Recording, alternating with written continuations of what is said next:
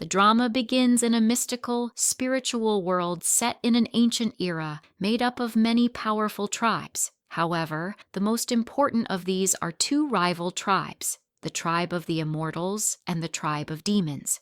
We are introduced to Chi, the most skilled student of the immortals, who is in constant conflict with the leader of the demons. The two tribes harbor deep hatred for each other, having a long history of intense rivalry and unresolved issues. We learn that the immortals are currently the rulers of the spiritual world, but a grand competition is set to take place in 1 month to determine who is truly worthy of ruling this realm. The demon leader is one of the competitors, and Chi confronts him, accusing him of being evil and unfit to bear the responsibility of protecting all the tribes and people of the spiritual world. Surprisingly, the demon leader reveals that he once cared for his sister alone, which shocks Chi, as he had no idea the demon had a sister. The demon explains that she was the reason behind his strength and endurance. Motivated by the need to grow stronger before the upcoming competition, Chi travels to the human world in the 21st century. There, we meet a girl named Xia, waiting for her turn to go on stage at school to present a project about her specialization. Her phone rings, and when she answers, a mysterious young man tells her he knows her missing brother's whereabouts. He gives her an address and demands she bring money. Xia rushes to the address, which turns out to be a video game center, where the young man insists she transfer the money before revealing any information. She complies, and he tells her brother is in an amusement park. We learn that Xia's brother Dong has been missing for a year, and she believes he ran away from her. She searches for him in the park, calling his name, but cannot find him due to the crowd. Suddenly, time stops completely. Even raindrops freeze in midair. Xia is the only one still able to move. As she backs away in fear, she steps into a small puddle, which suddenly transforms into a deep ocean, and she falls in. The moment she vanishes, time resumes. Xia begins to drown, confused and terrified, until she grabs onto a piece of white cloth. It turns out to be part of Chi's robe, and she has just crossed the barrier between the human and spiritual worlds. When Chi sees her, he is startled and keeps his distance. He has lived for 200 years and has never seen a woman before, as the Immortals tribe forbids women due to their focus on magic, which is banned for females. Chi interrogates her, asking how she got into his home and how she emerged from the water. Xia, confused by his old-fashioned speech, hair, and clothes, thinks this must be some kind of prank. She faints, having used up a massive amount of spiritual energy during the transition. When she wakes up, she's in different clothes, in a strange room, and realizes Chi has detained her to learn the truth. Xia tries to escape by climbing to the top of the building and jumping off, but Chi catches her just in time and brings her back inside. He finally introduces himself. Still believing she's dreaming, Xia challenges him to prove it's real. With a snap, he changes her clothes instantly.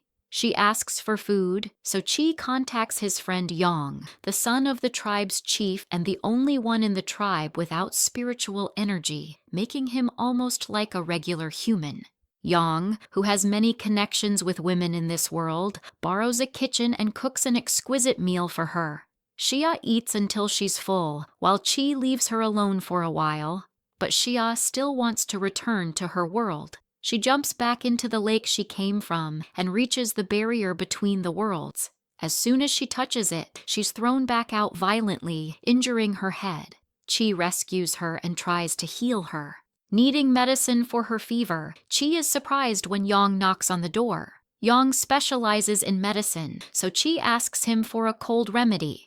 After receiving it, Chi slams the door in his face and returns to Xia, giving her the medicine and letting her rest on his shoulder. The next day, Xia wakes up feeling better and finds Chi looking at her. She finally accepts that everything she's experiencing is real. Chi tells her that ever since she arrived, she's caused him nothing but trouble.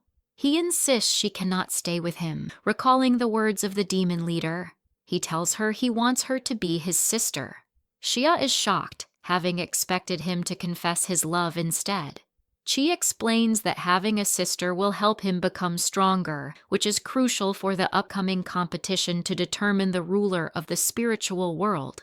He promises that once he wins, he will return her to her own world. Although confused about how being his sister relates to his strength, Xia agrees to consider it as long as he keeps his word. She also demands to learn magic while she stays in the spiritual world. Chi agrees and contacts Yang, asking him to recommend a new boy to the magic school. Chi gives Xia a strange pendant and tells her to wear it near her heart. It's actually a magical device that alerts him if she's in danger and masks her female scent, making her appear as a boy to others. Xia goes with Yang to the school, and he convinces the chief to let her enroll. Once in class, Xia sees what appears to be a boy sitting alone, but it's actually a girl.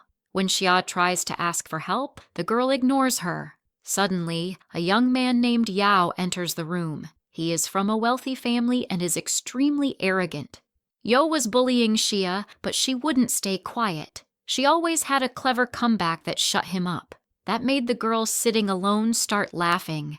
So Yo turned his attention to that girl and started messing with her too. He even threw colored liquid on her and ruined her clothes.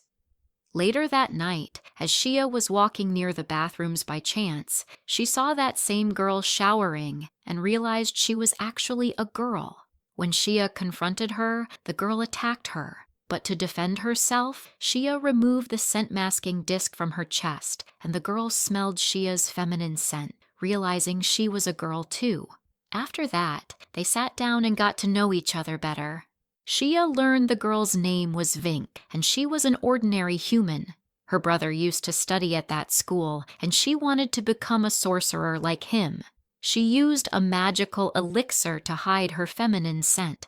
From that day on, they became close friends, attending classes together and doing everything side by side. Xia became one of the top students at the school. To stay close to her and protect her, Chi applied to the school as a teacher, and his request was accepted. He was assigned to the class Xia was in, and that's how his days began revolving around her. Everyone started seeing Chi as a role model, but because Chi treated Xia with special care, Yo became very jealous and wanted to harm Xia in any way possible. Meanwhile, Xia was researching different types of magic in the library and discovered a spell called Barrier Break, which could send her back to her own world. One day, she asked one of the school's teachers about it, but he got very angry and warned her never to mention that magic again. It was extremely dangerous. Unknown to them, Yo was eavesdropping and learned what Xia was looking for. Later, as Xia left class, she overheard Yo talking to his friend, saying he had a way to learn barrier break magic, but needed to go somewhere far. That night, Xia decided to secretly follow him to that location, but when she arrived, the place was dark and strange. She found a piece of paper and, after reading it, realized Yo and his friend had tricked her. Suddenly, something grabbed her legs and injured her while the walls started closing in. She was about to die, but Chi appeared just in time and rescued her. For the first time, she felt truly safe with him. She told him about wanting to learn barrier break magic, and he explained that it was a forbidden spell, only allowed for the tribe's leader. He promised her he would help once he became the leader. Xia also revealed that Yo was the one behind the trap, so Chi said he would deal with him. He treated her wounds, and Xia agreed to become his spiritual sister. She even tried to form a binding pact, but he told her there was a better way in his world. He had her write everything on his hand, turned it into a spiritual contract, and marked her hand with it, pledging to protect her no matter what. The next day, Chi brought Yo and his friend, who had helped him hurt Xia, to punish them. But since he was busy, he made them clean the entire school.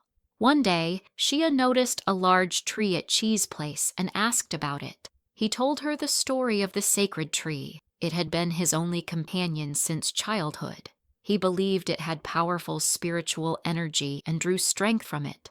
Over time, the tree had withered. Wanting to make him happy, Xia went to Young and asked for a potion to heal the tree. He gave her the remedy and went with her to Qi's place, helping her revive the tree.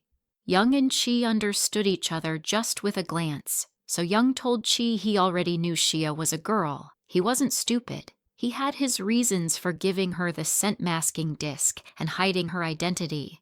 That same night, Xia wanted to decorate the tree, so she hung beautiful, soft-glowing lanterns on its branches. But she lost her balance and fell onto Qi. By accident, they kissed. Young, who had been secretly watching, saw it all and began doubting Qi's preferences. He was devastated by what he saw.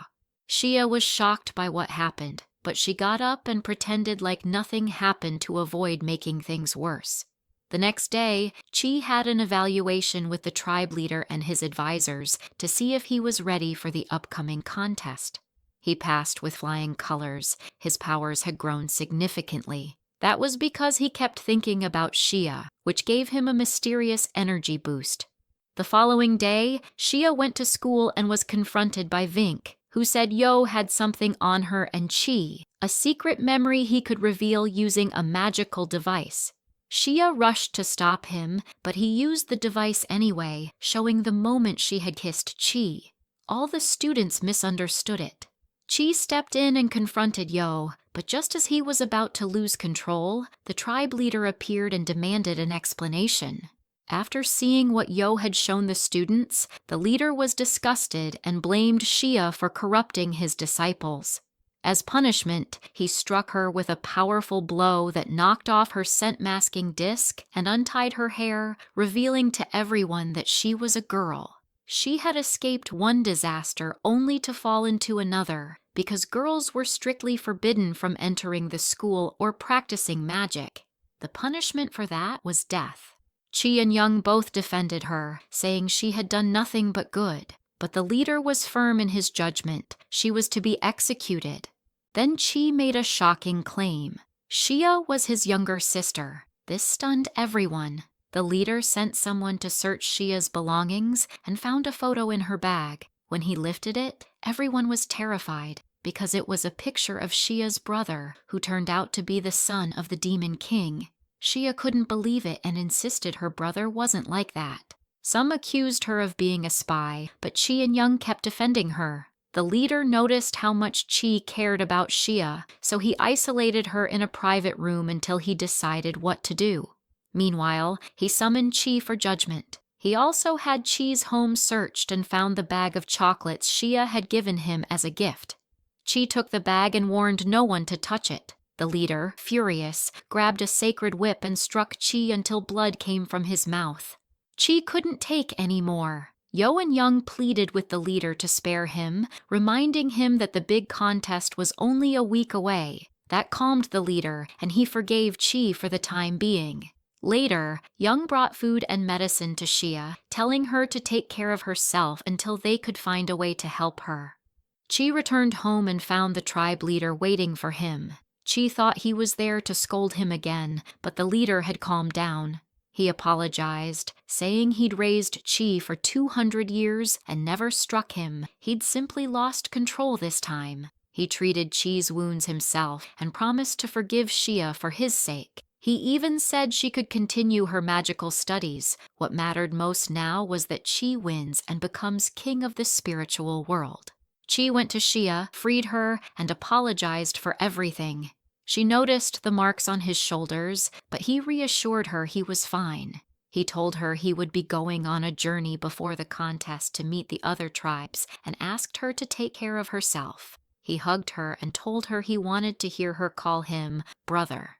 Inside her, strange new emotions began to stir, feelings she had never experienced before. She told him she was waiting for him and even called him her brother, but deep down, she no longer thought of him that way. Her feelings were changing. He left without a word, and Yao went with him, hoping to help and look out for him. He wanted to make peace for all the trouble he'd caused in the past. That same night, we see the Demon King, Dong, who is actually Xia's brother.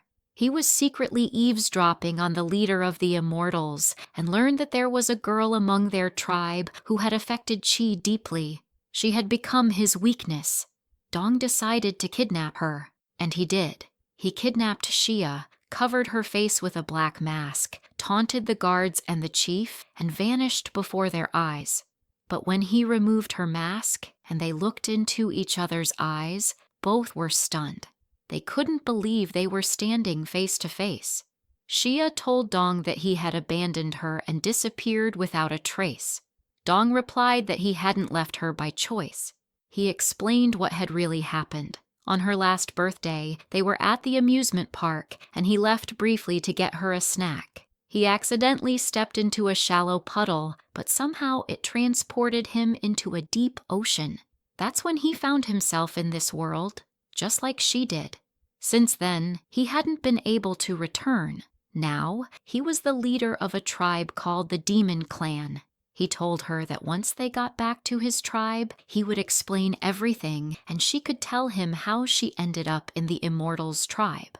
When the demon soldiers came to take Xia to prison because she was technically a captive, Dong stopped them. He warned them not to lay a finger on her and treated her with special care, but didn't reveal that she was his sister. Once they returned to his base, he told her he had defeated the previous tribal chief using advanced technology, as the tribe had been primitive. That's how he became their leader. Xia told Dong her story and her connection to Qi. She explained that Qi only considered her his sister to gain power. Dong was furious because he viewed Qi as a rival, but he held his tongue. If he admitted Xia was his sister, he'd lose his status, and so would she in the Immortals' tribe. Dong escorted Xia to the compound where they'd all stay until the tournament. It was like a grand hotel, with each tribe having its own wing. But when Xia tried to enter Dong's wing, a magical barrier stopped her. It recognized she belonged to the Immortals. Dong agreed to watch over her from afar, and she went to her tribe's wing alone, only to find no one there. The next day, Dong took Xia to the market, though she went with him reluctantly. Coincidentally, Qi was also at the market, where two actors were performing a play reenacting the expected battle between him and the Demon King. Qi challenged the actor playing Dong, but then the real Dong arrived, dismissed the actor, and stepped up to face Qi himself. Just before they fought, Xia rushed over and shouted, "Brother!" at the top of her lungs. Both of them turned to her. She quickly pulled Qi aside and told him that although the Demon King had kidnapped her, he wasn't evil. She said he had treated her kindly. Qi didn't believe her. He was furious. But they all returned to the compound. Dong didn't like the idea of Xia being alone with Qi, but she convinced him it was fine. Xia went into Qi's room, while Dong stood outside, uneasy. Qi was deeply missing Xia, and in a strange moment, he kissed her. Xia was shocked, but stayed quiet. The next morning, Xia brought Dong to have breakfast with her and Qi. Suddenly, a beautiful masked woman entered and danced for Dong. No one knew who she was, until she removed her veil. Dong froze in terror when she called him brother. Xia heard it too, and anger flared in her. She demanded to know who this girl was. Dong explained that the girl was Qi's so-called sister, but in reality, she wasn't his real sister at all. She was very kind and didn't seem like someone from the Demon Clan. She brought Dong a peach, accompanied by her loyal guard who would do anything for her. When she returned, Dong was talking to Xia, telling her how he had saved that girl, Qi, from a group that wanted to kill her. She reminded him of his real sister, Xia, so he took her in and vowed to protect her like a sister. Xia felt jealous, but Dong assured her she was his real sister. Qi overheard this and was deeply hurt. Suddenly, Qi's eyes turned green. We learn she has a split personality. The green-eyed version is the evil one, and she vowed to harm Xia, saying Dong was her brother alone. One night, there was a grand dinner with all the tribes. Qi's guard disguised herself as a server and handed out drinks, but one cup was laced with a potion for Xia. It was called desire poison, a substance that brings out hidden desires. Xia drank it and became dizzy. Qi took her to their room and locked the door. When Dong heard Xia was drugged, he realized Qi might take advantage of her. He rushed to the door, but it wouldn't open. so he pulled out a gun and started shooting at it. Because of this, he was banned from the tournament. But he didn't care. All that mattered to him was his sister. Inside the room, Xia, dazed and confused, fell into Qi's arms, trying to kiss him before passing out. Dong broke in and found them unconscious on the floor. He picked her up and brought her back to his room. When Xia woke up, she found the situation had spiraled out of control. The two clans were now fighting over her, and she was forced to choose between them. She took Dong aside and tried to explain that although he was her real brother, she had to stay with Qi. Dong was hurt. He said he didn't care anymore and threatened to reveal that she was his sister unless she came with him quietly. Eventually, Xia returned and publicly chose the Demon Clan. Everyone watching suspected there was something going on between her and Dong. Qi returned to his wing, deeply heartbroken. While talking with Young, he asked, "What does it mean to love someone?" Young explained, "It's when your heart chooses someone and wants to be with them." Qi grew angry, saying the Demon King was greedy. He had his own sister and also wanted his sister too. Young realized Qi couldn't tell the difference between sibling love and romantic love. He called Xia his sister but actually loved her romantically. That night, Young visited Xia, bringing her food and checking in. We learn he also loved her but couldn't say anything, especially since Qi, his lifelong friend, was in love with her too.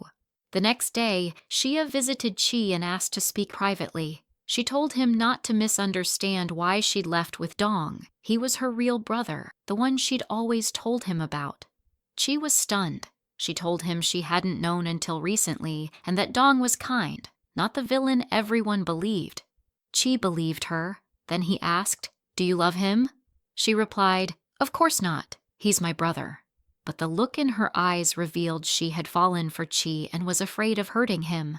After their reconciliation, she walked away, smiling. But then she found a strange device floating near her. She opened it and was shocked to see a message saying her brother had been kidnapped. Inside was also one of his severed fingers. She ran to Qi and her guard to tell them, but fainted from the shock. When she woke up, she rushed to Qi and begged him to help find her brother. Just then, she spotted Yao's friend, the one who used to bully her, sneaking past, clearly avoiding her. She left Qi and chased after him but couldn't catch him. Instead, she received another message warning her.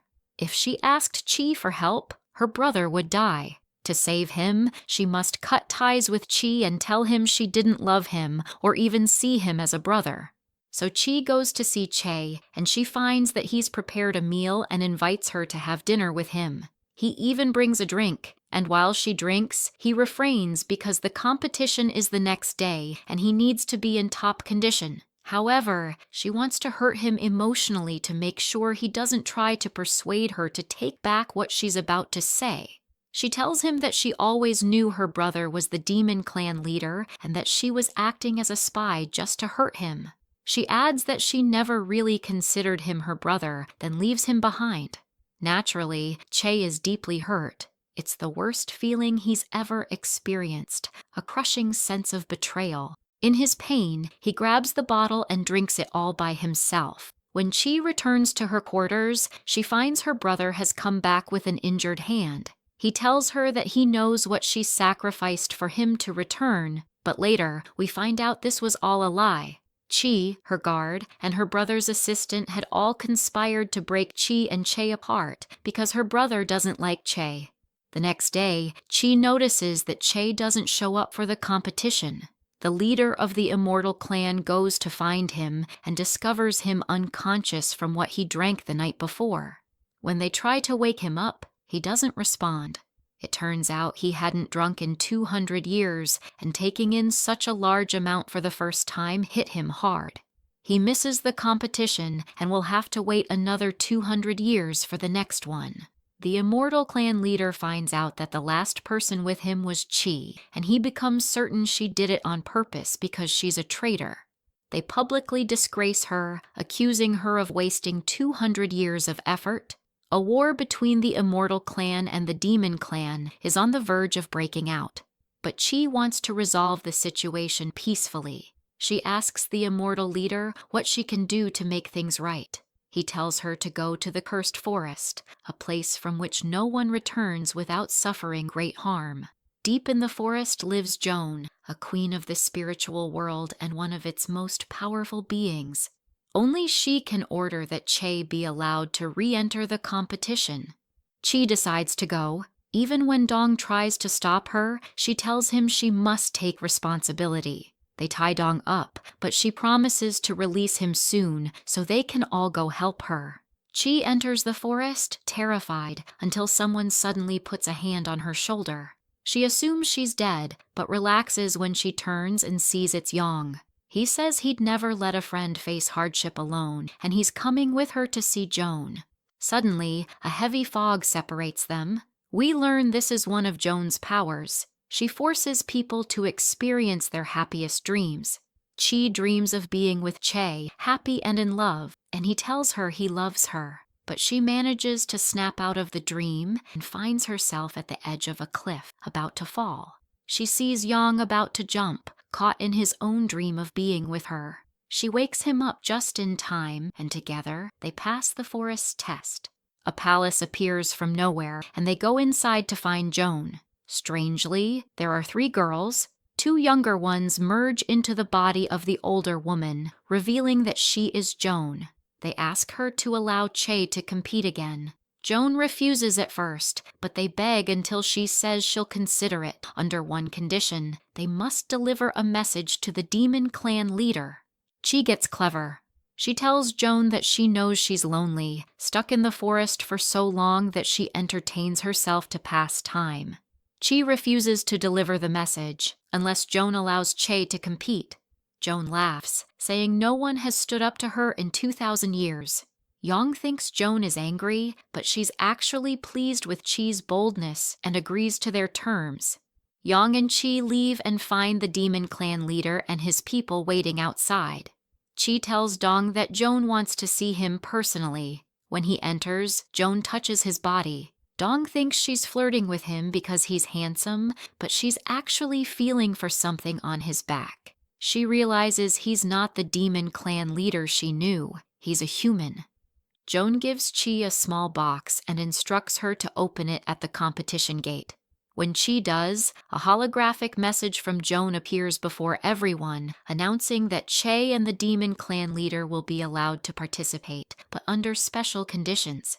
They must search for something called the sacred suit, and whoever finds it will become the ruler of the spiritual world.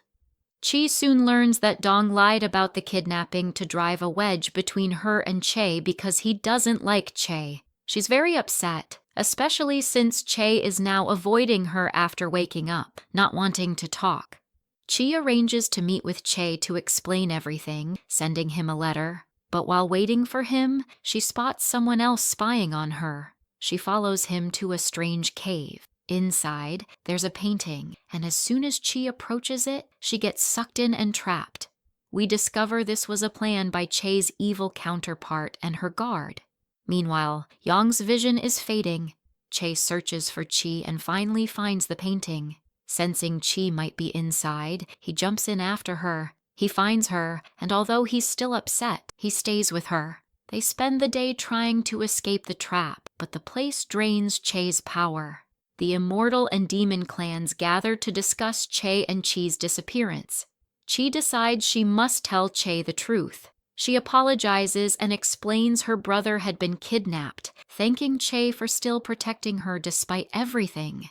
She hugs him, saying she'll stay with him, whether they live or die. The hug triggers a powerful energy inside Che, allowing him to break through the trap. Meanwhile, the guards arrest Che's evil guard, who had trapped them in the painting. Chi escapes, but Che is nowhere to be found. She learns that he sacrificed himself so she could live. However, the evil guard tries to destroy the painting so Che can never escape. Chi grabs the sword with her bare hands, bleeding but determined to save Che. Because of the blood mixing with a brotherhood seal Che had put on her hand, a strange reaction occurs, and Che is freed. He takes the unconscious Chi to heal her. Dong takes the evil guard away to deal with her. Later, he talks to Chi and asks if she's okay. She denies anything is wrong, but when she asks why he's checking on her, he tells her that Yang lost his sight after leaving the forest. It was the price he paid. Chi visits Yang and apologizes, blaming herself, but Yang tells her he's just happy she's safe. We find out Dong has locked Chi up because her darker side is starting to take over. Chi sits in a restaurant eating terrible-smelling, spicy food. When Dong tries to talk to her, she coldly shuts him down. Realizing she's upset, Dong brings Che to apologize and share a meal with them all. What was strange was that when Chi started eating the food, he found it extremely spicy and couldn't handle it. Dong also couldn't take the heat, and his eyes teared up from the chili, but Chie didn't feel a thing. Dong noticed that Chie had rashes on her skin, as if she were having an allergic reaction. He searched through the food and found peanuts. Chie was allergic to peanuts. He was confused as to how she didn't even taste them. He handed her a cup and told her it was milk tea he had made himself. She tasted it and said it was delicious, but he told her she was lying because it was actually banana juice. That's when Chie was forced to confess. She had lost her sense of taste. It was the price she had paid for entering the cursed forest. Chi felt guilty and sat with her alone by the sea. He gave her a bag of chocolate, the one she had once given to Halo, and told her he didn't know how to make it up to her, especially since the thing she loved most was food, and now he had taken that away. Chie reassured him that it wasn't his fault, and she wasn't upset with him.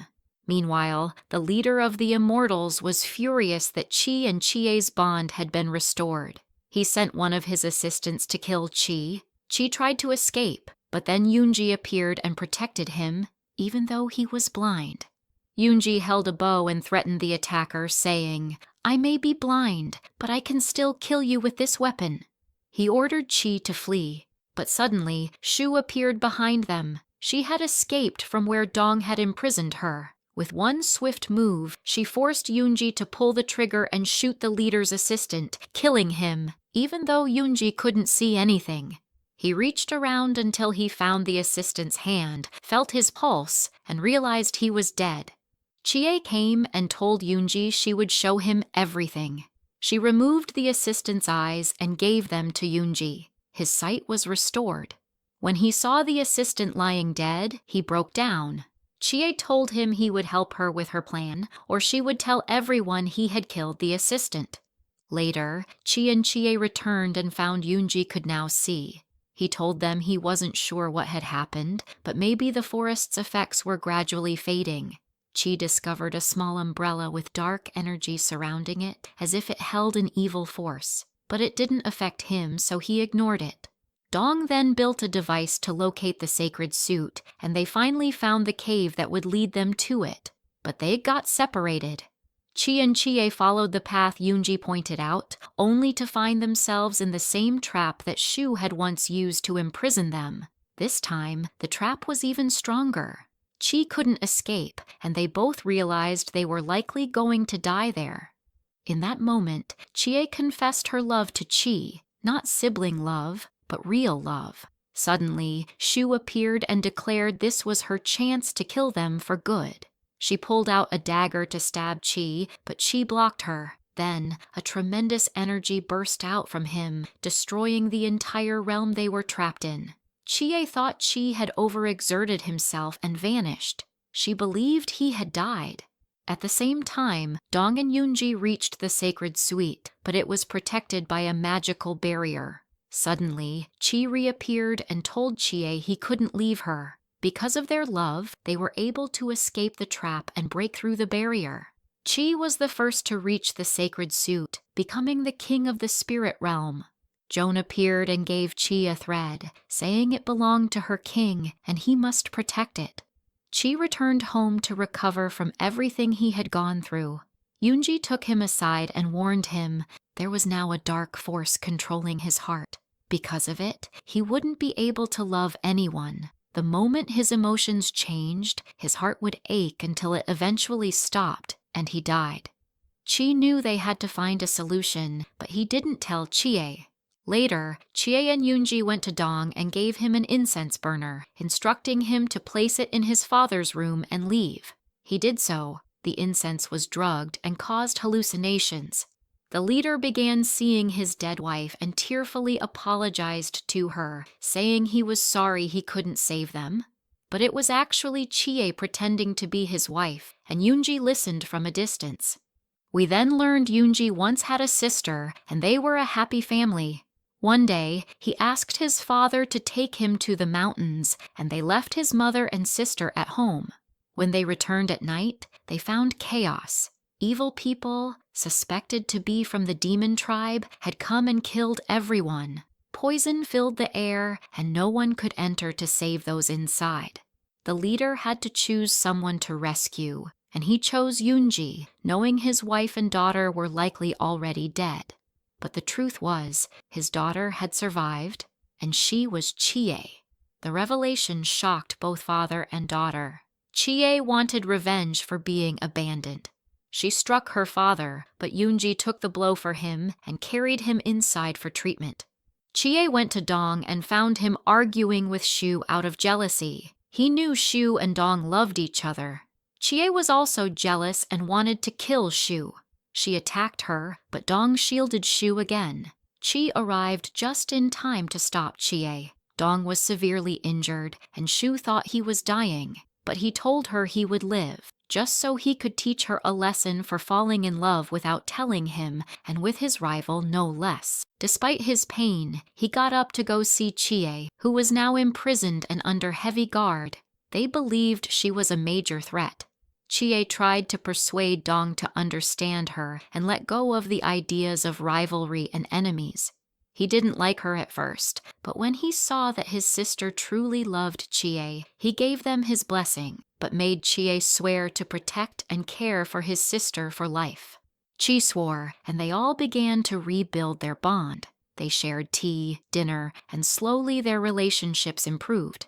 Chie moved in with Chi, but this time they lived as lovers, not as siblings. Yoonji saw them together and was heartbroken, realizing Chie had chosen Chi over him. One day, the leader summoned Chi and told him Chie was putting him in danger and that he had heavy responsibilities now. But Chi suddenly announced he was giving up his position. He just wanted to live his life with Chie. The leader was enraged and struck Chi with the sacred whip, beating him until he lost consciousness. Yoonji arrived, treated Chi and calmed his father, warning him that if he continued this way, Chi would only rebel more. While Youngji was treating Chio, he noticed a mysterious mark on Chio's back. Shock spread across his face because he had the exact same mark. It is then revealed that Youngji was born with strong spiritual energy, but his father transferred that power to Chio for unknown reasons. Although Youngji didn't understand why, resentment took root in his heart. He wanted to kill Chio, but he hesitated. Instead, he decided to hurt him in a different way. He became consumed with anger and jealousy, wanting to separate Chio and Shio, take Chio's place, and become the one she loved. Youngji invented a potion and presented it to the clan leader, claiming that if Chio drank it, he would forget all his memories with Shio, including his love for her. The clan leader was pleased and instructed Youngji to convince Shio to give it to Chio herself, so she would accept they could no longer be together. Youngji approached Shio and explained that Chio had absorbed too much of her dark energy. Because of this, every time he felt emotions like love, his heart would deteriorate, eventually killing him. He guilt-tripped her, reminding her how Chio had saved her life many times. If she truly cared for him, she should help him forget her for his own good. Though devastated, Shio ultimately agreed for Chio's sake. Before erasing herself from his heart, Shio wanted to create final, happy memories with him. She prepared a notebook filled with dreams and wishes she hoped to experience together. Though Chio didn't understand her behavior, she told him she loved him. She drew a ring and explained that in her world, it symbolized eternal love between two souls. She fulfilled each wish from the notebook and even crafted a keepsake shaped like his house, a surprise gift she was finishing up. Chio, meanwhile, went to Youngji and showed him a picture of the ring, asking him to craft a real one. Youngji agreed.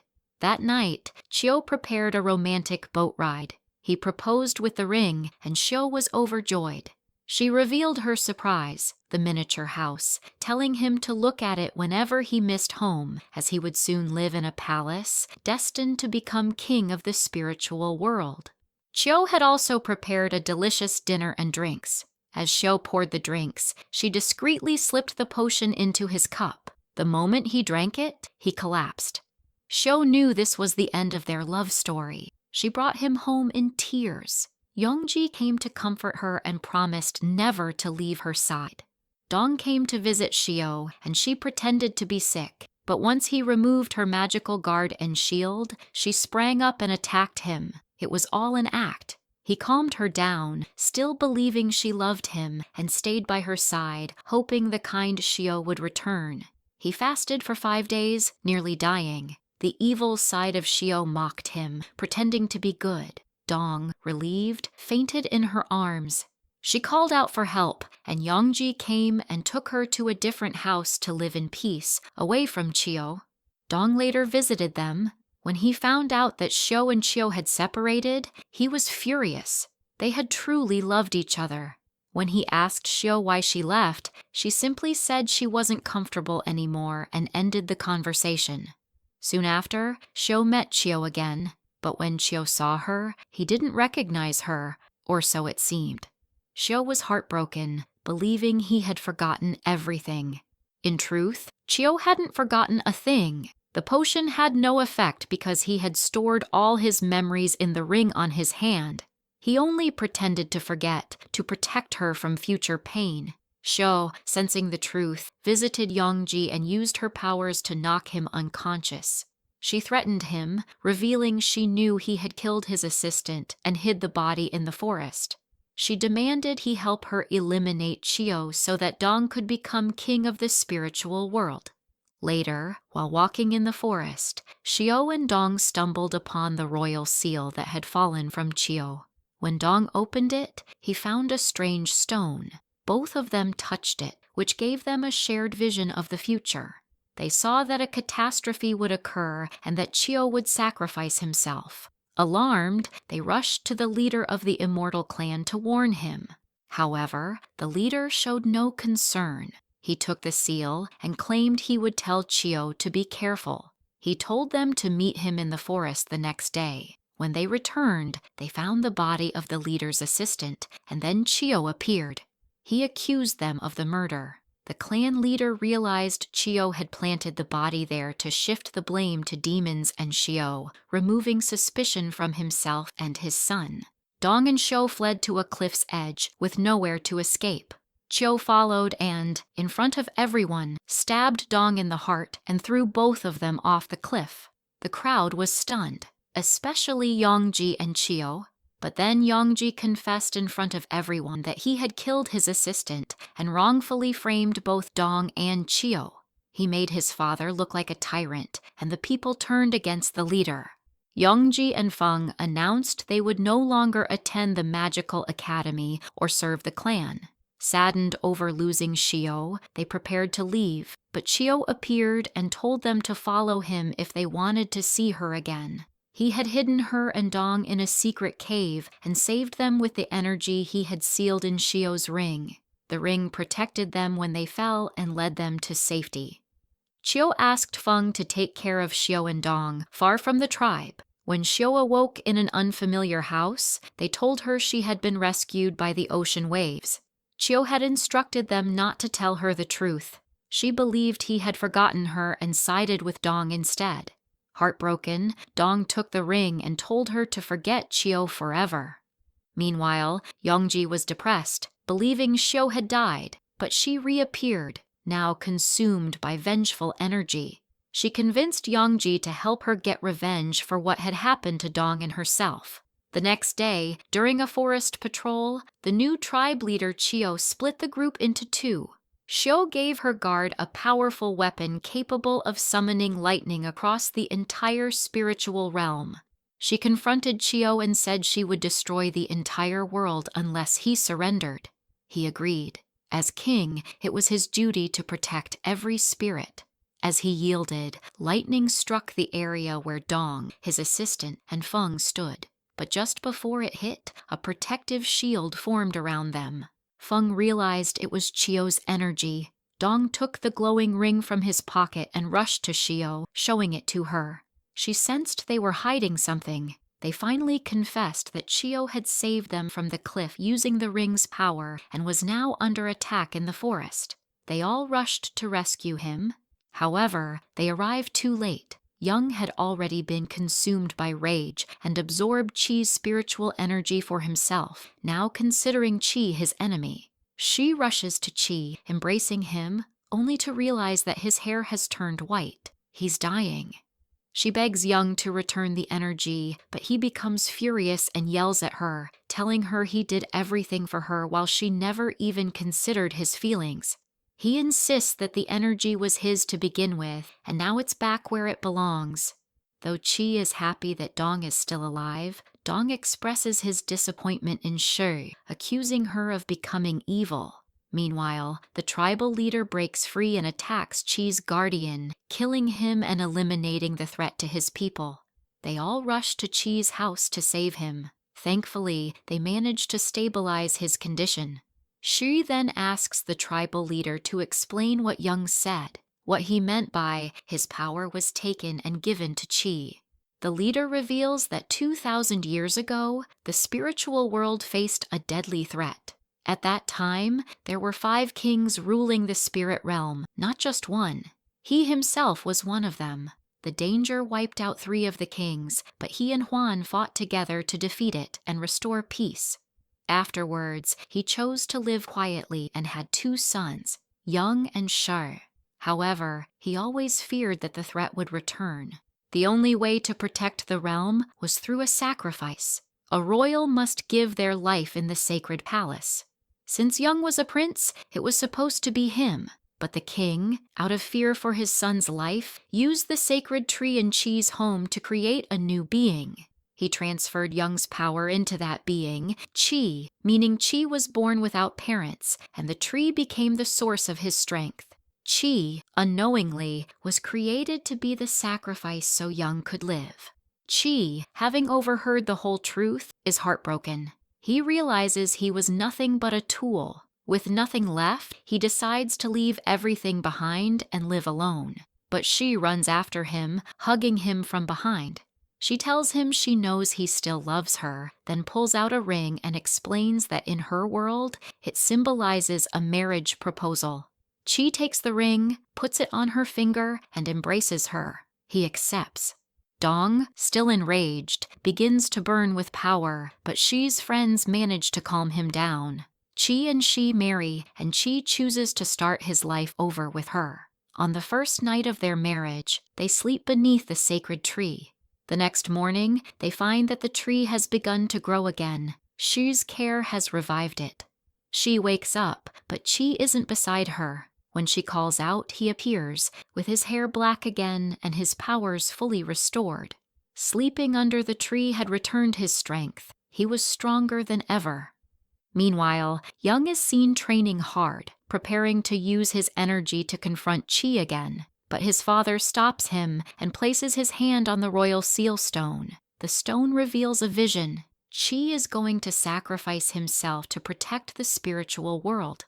The father tells Young that it was always supposed to be him who made that sacrifice, but he was too afraid for his son. He now regrets stripping Young of his spiritual path. Dong realizes he misjudged both his father and Chi. The father explains that now both he and Young must make the ultimate sacrifice. Unbeknownst to them, Chiyo, the evil version of Shi, overhears their plan and vows to destroy the spiritual world. The next day, Young and his father meet with Huan and declare they will secure the realm, even if it means giving up their lives. Huan agrees they are worthy of the task. But suddenly, Chiyo storms the royal palace with her soldiers, attacks Huan, and seizes the royal seal and the sacred stone, an artifact that holds the realm's stability. If anything happens to it, the world will collapse. She imprisons Huan and others from various tribes. When the tribal leaders hear the news, Dong learns that Chiyo is behind everything. He sets off with she and their friends to stop her. Dong pleads with Chio, his sister, to stop before it's too late. Surprisingly, he calms her and retrieves the stone, then rushes to give it to Chi for the sacrifice. But they soon discover it's a fake. Chio appears, holding the real stone. She tells Dong she had hoped he would join her in destroying the realm, but now she knows she was wrong. She smashes the stone. It shatters upon impact, sending shockwaves through the spiritual world. It begins to collapse. There's only one solution left. Chi must join forces with Young and the tribal leader to perform the sacrifice together. They channel all their power into the realm's core, trying to stabilize it and activate the gateway to the spiritual dimension. Chio, trying to stop them, grabs Dong and runs with him, intending to kill him. She follows, leading to a final confrontation. At that moment, the good side of Chio awakens and confronts her darker self. Realizing there's only one way to stop the chaos, she makes a painful sacrifice to bring peace. As she falls, Dong rushes to her side, tears streaming down his face. With fading strength, she looks at him and whispers a final request, to be called sister, one last time. He holds her close and softly replies, "Goodbye, sister," before gently carrying her home. They rejoin Chi and Young, but the battle has taken its toll. The tribal leader collapses, having used the last of his strength. Before dying, he tells Chi and Young that they are both his sons and that he is proud of them. Then, his body dissolves into light. Young also begins to fade, but manages to transport them all to the spiritual gate. He says goodbye to Shai and apologizes to Chi, telling him he's always seen him as a brother. Then he disappears too. In the afterlife, he is reunited with his father and sister. Chi steps forward. Now it's his turn to sacrifice himself to protect the realm. She cries, knowing he will die just like the others. Chi successfully stabilizes the spiritual world, but suddenly, she wakes up. She finds herself alone and confused. Running outside, she finds Dong. He apologizes for being gone, but she tells him she just saw him in the spirit world. He laughs it off, thinking she's imagining things. But when Shur sees a handmade charm she created for Chi, she realizes everything she experienced was real. Dong insists she fell into a water ride at the amusement park and got soaked. Still, she races back to the same spot, jumping into the small pond over and over, desperate to return to the spirit world. Suddenly, someone appears in front of her. She looks up. It's Chi. He's alive. Only now, he looks different, like someone truly of her world. He smiles at her, confirming that everything they experienced was real. He is now the king of the spiritual world and tells her he can live with her in any world she chooses. And with that, our story comes to an end. Subscribe for more dramas like this one, tap the bell icon to get the updates, and don't forget to like the video. Thanks for watching.